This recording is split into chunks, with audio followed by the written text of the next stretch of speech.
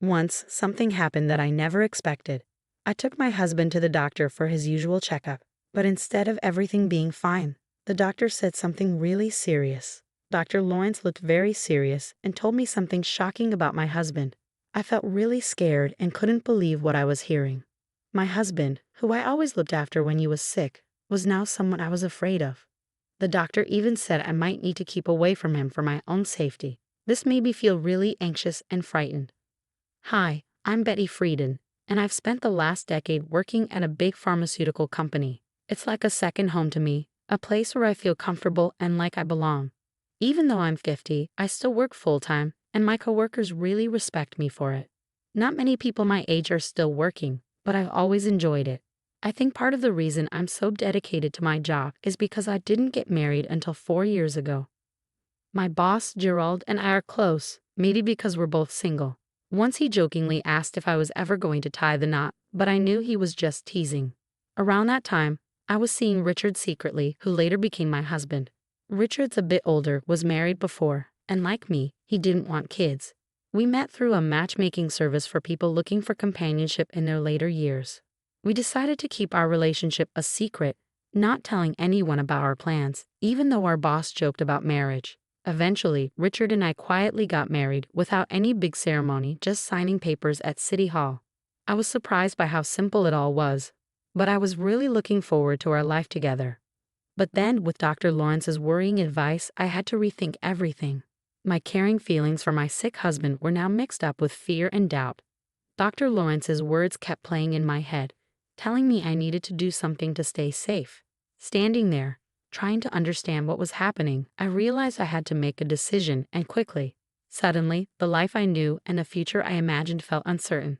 I'm LA, and my husband Richard works at a factory. Honestly, I make more money than he does. Richard got his job right after high school. As for me, I grew up in an orphanage and always wanted to be independent. That's why I didn't want to quit my job at the pharmaceutical company after we got married. I loved my job too much. When Richard and I got married, I told my manager Gerald right away. He congratulated me, but I could tell he had mixed feelings. Maybe he felt a bit lonely because his single buddy got married first. I tried joking with him about it, but he didn't seem to want to talk about it, so I dropped it. Despite Gerald's reaction, I was really happy about starting this new chapter with Richard. I imagined all the great things our future would bring. But reality wasn't as bright as I'd hoped. Life as newlyweds was pretty ordinary. Not much changed for me. I kept working, and the biggest change was moving to a more rural area and driving instead of taking the bus. Richard and I shared my old car because he didn't have one. About a year into our marriage, things started to get tough. Richard started showing signs of being depressed. He seemed different, barely eating breakfast, lost in thought, and even mixing up simple things like condiments. His clothes didn't match, and he became quieter both at work and at home. While I always admired Richard's quiet strength, his silence became too much, making it feel like I was living alone. This loneliness crept up on me as I noticed these small but important changes in him. I realized that Richard might be struggling with a mental health issue. Watching someone you care about struggle without knowing how to help is really tough. So I took Richard to a clinic that focuses on both mind and body health, where he was diagnosed with depression. I had a basic understanding of depression, but hearing the diagnosis made everything feel a bit darker. The doctor explained that the best way to deal with depression is to address its main cause directly. Finding the exact cause of Richard's depression was tough. He had been working at the same factory for years without any problems, and nothing major had changed in his job. If anything, I worried that maybe our marriage had something to do with it. But when we talked to the doctor, I told him we were happy together and couldn't see any obvious problems at home that might have caused Richard's depression. The doctor told us to come back if we noticed any changes or had any ideas about what might be causing it. But even after several visits to the clinic, we couldn't figure out why Richard was feeling so down. As time went on, his depression just got worse. On his worst days, he could hardly get out of bed. Sometimes he'd have headaches, or he'd call in sick to work. His appetite disappeared, and he noticeably lost weight. Eventually, he couldn't keep working and had to quit his job. Richard felt really guilty about relying on me financially, but I told him I was okay with it. My main concern was his health. It was hard to see him struggling so much, and I worried about him constantly, especially when I was at work. There was a scary moment when he got lost while out, which made me worry he might not just be dealing with depression, but maybe dementia too. This idea added to my stress. When coworkers asked how things were going, I had to admit that Richard wasn't getting better. Watching someone you love suffer so much without knowing how to help is really tough. One day, Gerald noticed I looked exhausted and gave me an energy drink. Drinking it made me feel a bit better, and I was touched by his support.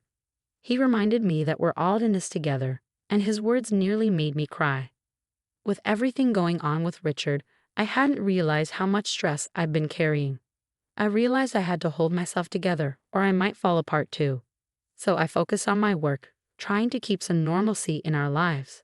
A year passed, and things with Richard didn't get better. They actually got worse. As our third wedding anniversary neared, I couldn't see any hope for his condition. Then one morning, I noticed our car was missing. I checked again, but it was definitely gone.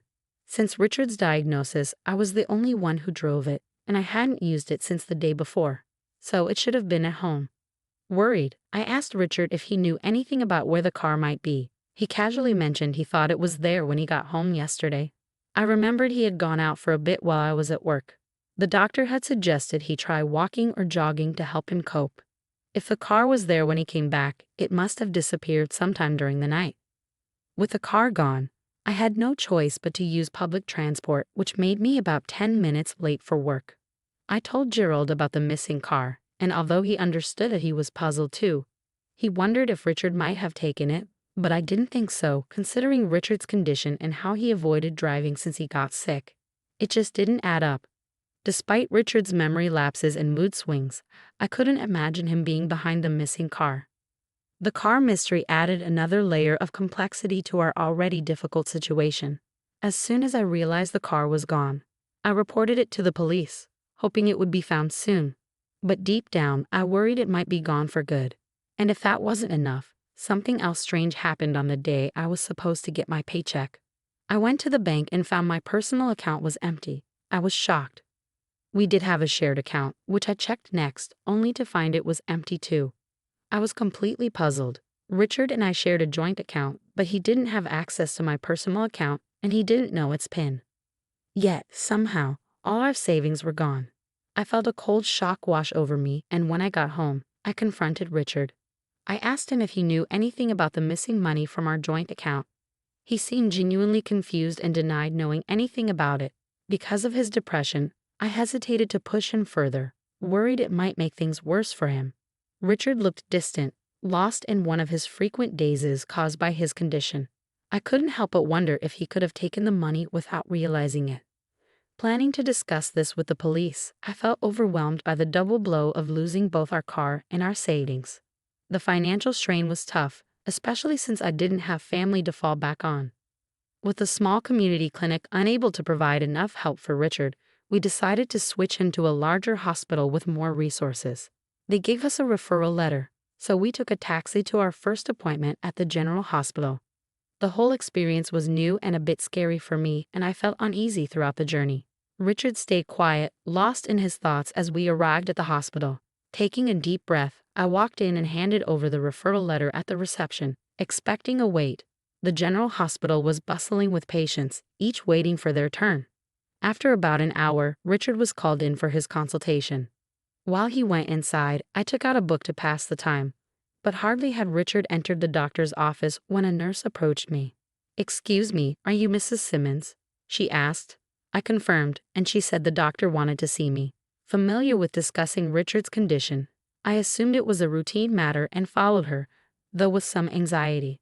The nurse led me to a different room, where a doctor, about 10 years older than me with graying hair and a gentle manner, greeted me. Before I could even sit down, I asked if this was about Richard's condition. He nodded seriously, and I braced myself for potential bad news. The doctor's next words caught me completely off guard. He advised me to keep my distance from my husband, revealing that Richard had been arrested for fraud a decade ago. My mind was racing with confusion. Why was this coming up now, during a routine medical visit? The doctor explained his suspicions about Richard's depression, suggesting that he might be faking it. He recalled recognizing Richard from a surgery 10 years back, where he had treated a deep cut on Richard's leg. It was a shock. I had thought we were addressing Richard's mental health, only to uncover his hidden past and a potential deception about his current condition. This unexpected revelation left me stunned, trying to reconcile the caring husband I knew with the person the doctor described. When the doctor mentioned recognizing a large scar on Richard's right leg, everything clicked into place. I knew about the scar but never knew how he got it, as Richard had never mentioned it. Finding out that the doctor before me was the one who had treated Richard's injury years ago felt like an unbelievable twist of fate. The doctor's revelation continued, unveiling that Richard had injured himself during a confrontation with his former wife, stemming from his fraudulent actions against her. He had stolen her luxury possessions and money. Shockingly, he had even pretended to have dementia during that period, tricking his wife into lowering her guard before committing the fraud. This repeated behavior of feigning illness to aid his deception was horrifying. Learning about Richard's criminal history and his arrest was overwhelming. I hadn't investigated Richard's past before marrying him. Having been alone for most of my life, I was just grateful to find someone willing to be my partner. The doctor's grave warning that Richard could pose a threat to me sent shivers down my spine. There was a gravity in his tone that made it clear this was a serious issue. The realization hit me like a ton of bricks. I had been deceived. In the days that followed, I struggled to maintain a facade of normalcy around Richard while secretly plotting my next moves. I made the decision to install surveillance cameras throughout our home to monitor Richard's actions when I wasn't present. About a week later, I noticed that a watch and bag were missing. Upon reviewing the footage from the cameras, I saw Richard leaving the house with them and returning later with a stack of cash, looking oddly pleased with himself. His behavior didn't match that of someone suffering from depression. This footage confirmed my worst suspicions. Richard was responsible for stealing my belongings, the car, and our savings. Confronted with undeniable evidence of his deceit, I felt crushed. Richard had lied to me and manipulated me, betraying the trust I had placed in him. It became clear that I needed to take significant action against someone who had pretended to be vulnerable and in need of care, only to exploit my compassion and generosity. The realization that Richard had betrayed my trust was agonizing. I had devoted myself to working and caring for what I believed was an ailing partner. Divorce seemed like too feeble a response to the profound deceit I had endured. It was evident that we needed to go our separate ways. But I desired more than just a mere separation. I wanted Richard to fully grasp the seriousness of his actions and to rectify the harm he had caused. With a heavy heart and tears threatening to spill, I gathered the divorce papers and meticulously completed them with all the necessary details. The next day, feigning normalcy, I informed Richard that I needed to step out briefly. I had already arranged to take a day off from work, explaining the urgency of my situation to my understanding employer, who had granted me the sudden leave. At the police station, I presented my case, displaying the footage I had captured of Richard's deception to the officers. Initially, they seemed hesitant to take action based solely on the video evidence.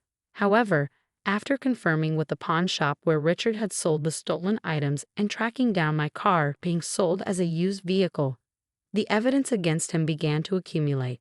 It was also discovered that he had illegally accessed my bank accounts, raising suspicions about his purported depression.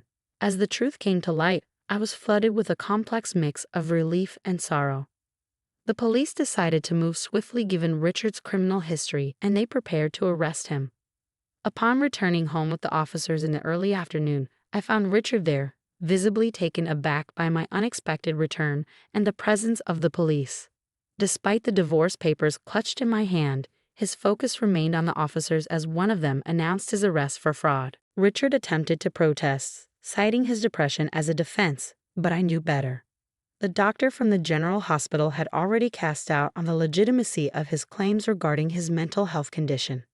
In that pivotal moment, as the weight of both the legal repercussions and the dissolution of our marriage settled on him, Richard's facade began to crumble. Choosing this course of action was agonizing but essential to safeguard myself and pursue justice for the betrayal and manipulation I had endured. At the police station, my sudden eruption of emotion caught even the officers off guard, but it seemed to finally pierce through Richard's veneer of composure. As the police placed him in handcuffs, Richard's facade of defiance cracked. He appeared defeated, his bravado replaced by frustration as he was escorted away. Observing the scene unfold, I felt strangely detached, as though I were watching the unraveling of someone else's life. Since the doctor's sobering warning, reality had felt distorted.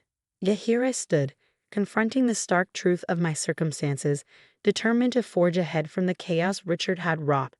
Witnessing Richard being escorted away by the police felt surreal, akin to a scene from a dream.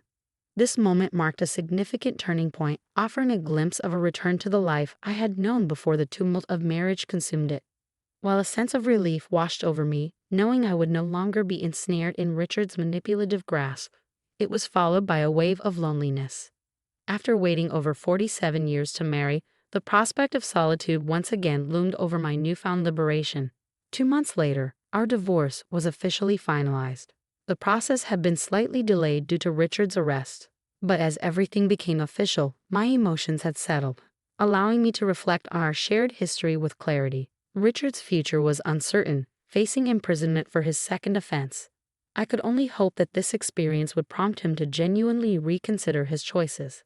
In the aftermath of our marriage, which had disintegrated into nothing more than a disillusioning memory, I found myself contemplating my next steps during a simple lunch at work. It was then that my boss, Gerald, approached, casually making a remark as he joined me with his store-bought hot dog lunch. "I think you'd be just fine if you were with me," he said, almost casually. His words caught me off guard, and it took a moment for their full weight to sink in, leaving me momentarily flustered. "Yes, I'm serious," he added, noticing my hesitation, his tone smooth yet sincere. I was left speechless, my lunch momentarily forgotten, as I processed his proposition. Gerald then returned to work, leaving me to mull over his unexpected offer. In the days that followed, the thought of a romantic relationship with Gerald hadn't crossed my mind, yet I couldn't ignore the care and stability he had consistently shown me. His dependable presence and responsible demeanor suddenly seemed to shine in a new light. Despite my initial surprise as I continued eating, the possibilities Gerald had introduced began to take root, hinting at a future I hadn't dared to consider until now. The idea of inviting Gerald out for a meal after work ignited a warmth within me, sparking a glimmer of hope for what lay ahead. Perhaps this was the perfect moment to embark on a fresh journey, exploring the potential for happiness and companionship once again. Stepping out of my comfort zone and into a new beginning with someone who had always been kind and supportive felt both exhilarating and reassuring. Tonight, I resolved, could mark the beginning of something wonderful and new.